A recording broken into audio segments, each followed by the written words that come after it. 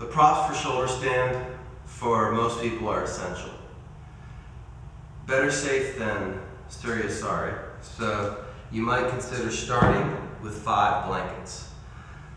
The way the blankets gotta go, frills face away from the top of your mat, folds all face together, flush with the top of your sticky mat. The props themselves the blankets themselves need to angle up like very steep stairs from bottom to top. And in general, I would say most people just need 3 blankets. And then the sticky mat the back of the sticky mat rolls 3/4 of the way up the blanket, so there's space for your shoulders on the blanket to move around. And yet, your sticky mat is where your elbows will go, and they cannot move around.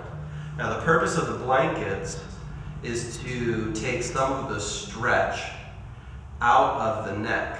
And if you could face backwards, this 7th cervical, often in shoulder stand, if you don't have enough blankets, it'll press into the floor and can mess even with your metabolism. So it's paramount that this vertebrae does not touch the floor and your neck is not overly stretched. The actions that yield that is this movement in the shoulders.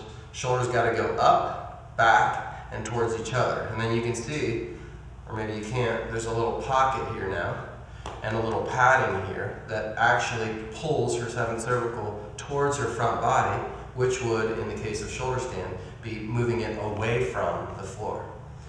So, as an example of that, if you can lie down, prepare to go for a shoulder stand. To start, make sure your shoulders are about 2 inches away from the top of your blankets, so there's space for you to move your shoulders up towards the ears and in towards the spine and down into the blanket. So you can show that.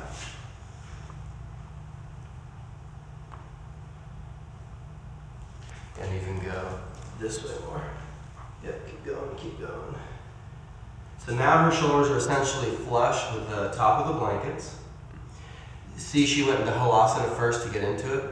If you get into the pose while you're still on your back, you won't be able to kick up and over and place your hands on your back.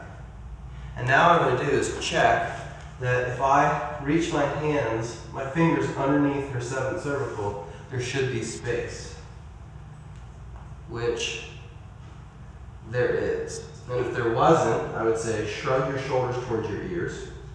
Yeah, so pull your shoulders towards your ears so your head slides into your chest. Yeah, and then that creates a lift. So it's like a tortoise's head pulling into its shell. That lifts the 7th cervical and again avoids overly stretching the neck. Now if she was flat down on the floor with no props, her shoulders would drop several inches. That dropping of several inches, or lowering I should say, is going to put more pressure, more stretch on the neck, which is why in general we recommend 3 blankets for this pose, especially if it's held for 3 to 5 minutes or even longer.